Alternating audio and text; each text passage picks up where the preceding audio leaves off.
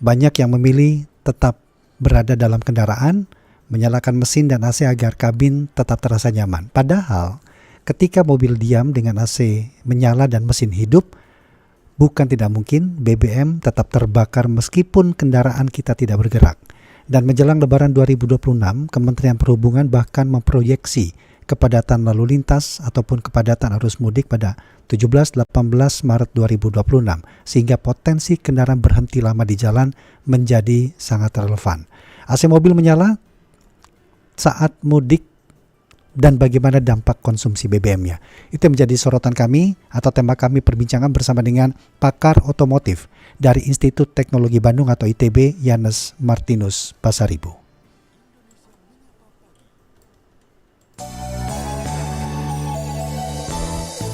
Wawancara Pro 3. Pak Yanes, selamat pagi. Selamat pagi Mas Rudi, Iya. selamat pagi para pendengar Pro 3 FM. Baik, Pak, secara sederhana apa Pak yang terjadi ketika mobil kita parkir, mesin masih hidup dan AC tetap menyala, Pak? Kalau mobil dalam keadaan stasioner ya, ini jelas BBM itu bisa lebih boros 5-10%, Mas. Oh iya, dibandingkan ketika dalam kondisi bergerak? Oh, kalau dengan bergerak sama. Sama? Oh, jadi mobil kita diam, mesin nyala, AC hidup, itu pemborosannya 5-5%-an? 10%. 5-10%.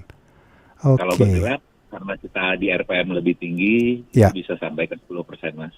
Oke. Seberapa besar Pak pengaruh AC terhadap konsumsi BBM ketika mobil kita sedang idle, sedang diam gitu Pak? Ya, jadi karena beban torsi yang harus digerakkan oleh motor bakar ya.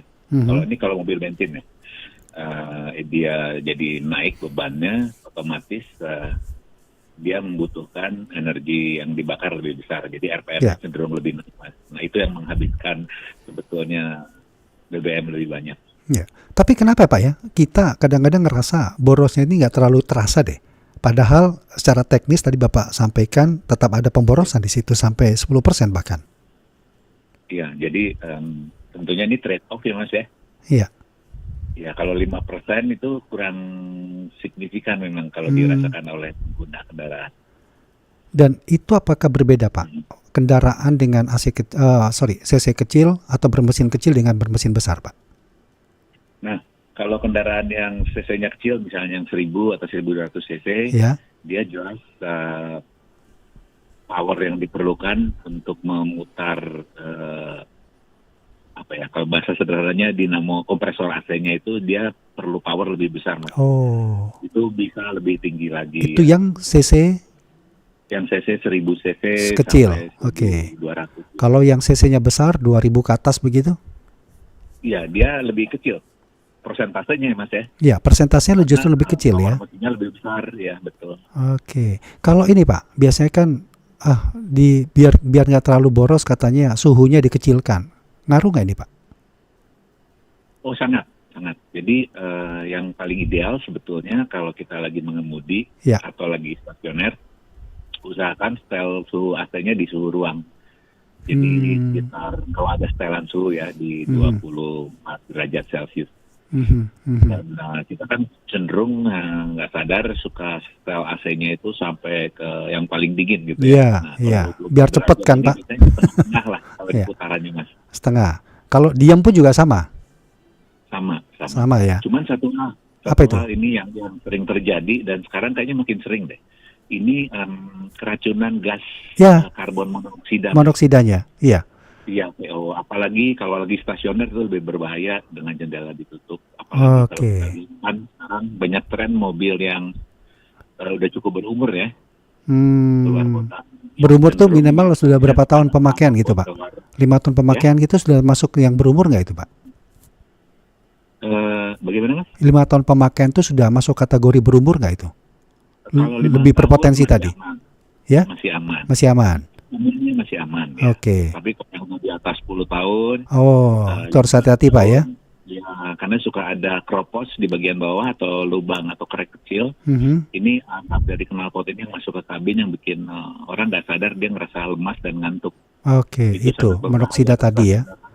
Iya, iya. Nah, ini juga Pak pengalaman juga nih. Kalau kita masuk kabin, ternyata sudah panas sekali nih.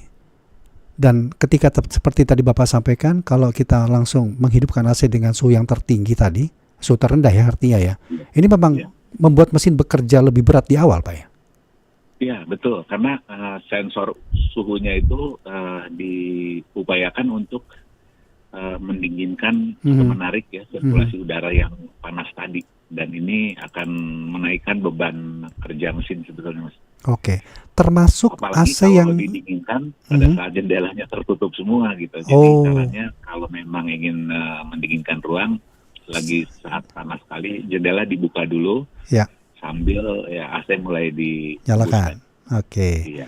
Dan katanya juga Pak, kalau AC yang jarang diservis itu juga berdampak pada pemborosan bahan bakar minyak. Nah, ini kalau AC yang jarang diservis berarti jadi Nggak dingin aja itu Pak ya? Selain masalah di kompresor, terus hal lain juga sebenarnya perjalanan panjang ini yang sering mengganggu itu biasanya aromanya, Mas. Aromanya.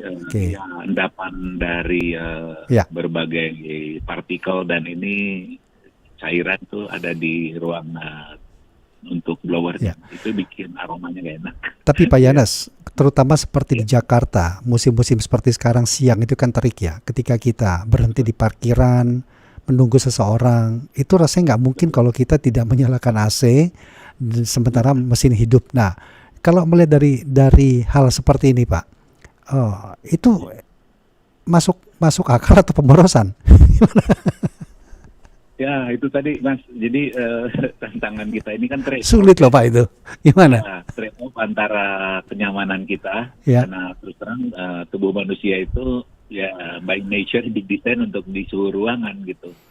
Nah kalau makin panas otomatis kita nggak akan ngerasa nyaman dan ini biasanya membuat orang menyalakan terus AC-nya Mas. Oke, baik. Iya. Ya, apa pesan Anda untuk para pengemudi yang saat ini sedang dalam perjalanan mudik atau berencana mudik di hari ini menganggap idle dengan AC itu adalah hal yang sepele, Pak? Silakan. Baik.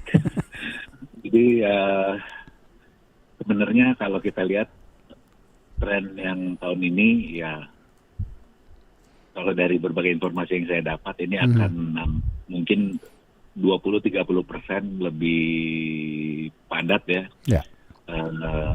Yang melakukan aktivitas mudik. Artinya potensi kemacetan atau berhenti di jalan, termasuk di jalan tol ini akan makin tinggi. Artinya kendaraan akan stasioner Mas. Betul. Dalam waktu cukup lama di jalan, apalagi jalan tol.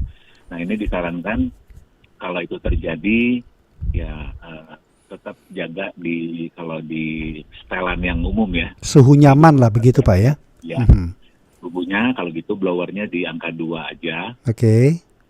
Dan jendela dibuka barang 2-3 cm secara cross gitu. Oke. Semua jendela atau kiri kanan saja cukup itu Pak?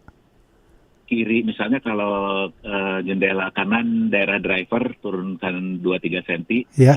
Kemudian kiri di daerah penumpang belakang 2-3 cm sehingga terjadi cross.